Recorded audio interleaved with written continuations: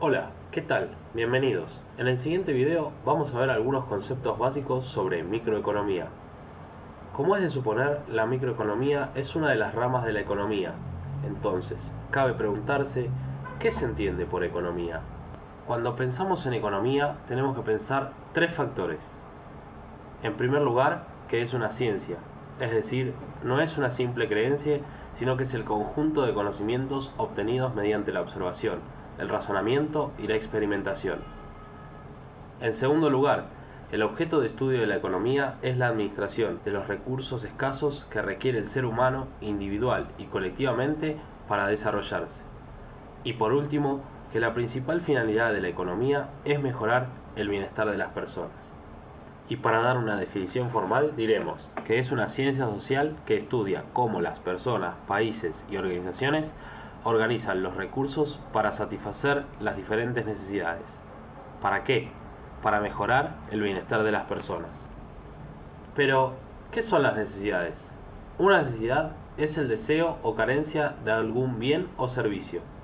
La Real Academia Española, entre sus acepciones, define a las necesidades como la carencia de las cosas que son menester para la conservación de la vida. Si pensamos un poco más en profundidad, notaremos que las necesidades son ilimitadas. Nunca llegaremos a satisfacerlas todas. Lo que sí podemos hacer es clasificarlas para poder comprenderlas mejor. Las podemos clasificar en primarias y secundarias o psicológicas. Así, las primarias serán aquellas indispensables para la subsistencia, como por ejemplo comer o beber agua. Si pudiésemos prescindir de ellas, son necesidades del tipo secundarias, como por ejemplo comer langosta o tomar alguna bebida en particular. También podríamos clasificarlas en individuales y colectivas, donde las individuales serán las que se refieran estrictamente a las apetencias del individuo, como pueden ser vestirse o descansar, y las colectivas las que afectan a un grupo en particular, por ejemplo la salud o la educación. O podríamos pensar en clasificarlas como complementarias y sucedáneas. Entonces diremos que por ejemplo son necesidades complementarias el tener una taza de azúcar si queremos beber café o tener combustible si queremos movernos en auto. Y sucedáneas aquellas que pueden ser satisfechas por varios recursos, por ejemplo comer carne, ya sea de cerdo o de vaca, o tomar una infusión caliente, ya sea café o té. La satisfacción de las necesidades tanto materiales como inmateriales nos obliga a tener que realizar actividades productivas. A partir de la realización de estas es que obtenemos los bienes y servicios necesarios. Por eso diremos que los bienes son todo aquello que satisface una necesidad. Alimento para comer, un celular para comunicarse, libros para aprender, una casa donde vivir, ropa que vestir, etc. Entonces, un bien en sentido económico es todo aquello que satisface una necesidad por el cual es demandado, y al ser escaso, ese bien tendrá un costo, un valor, un precio. ¿Qué tipos de bienes podemos encontrar? De acuerdo a su carácter, serán libres aquellos que sean ilimitados o en cantidad abundante, y no son propiedad de nadie, como pueden ser la luz solar o el aire.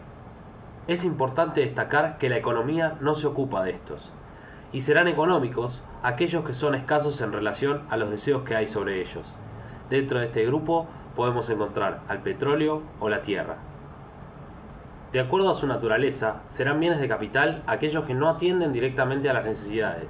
Son deseados por la utilización en el proceso productivo, una máquina, el dinero.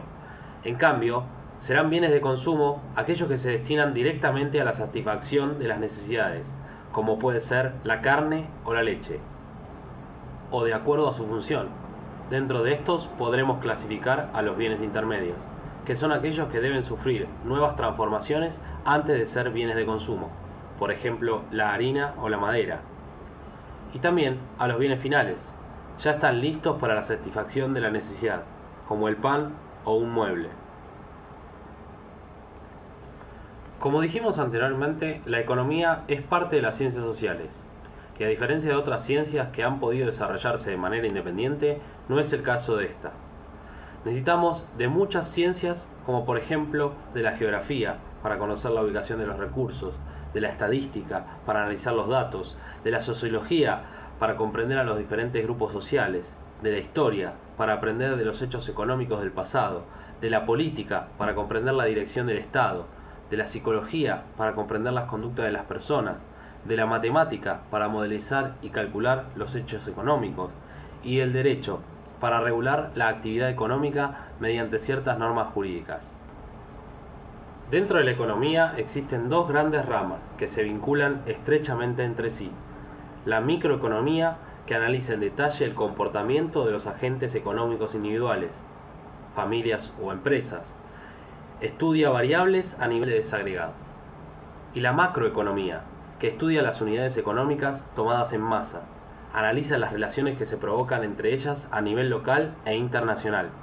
Se ocupa del comportamiento global del sistema económico reflejado en un número de variables, un país o una región. Con esto concluimos por ahora. Saludos y hasta pronto.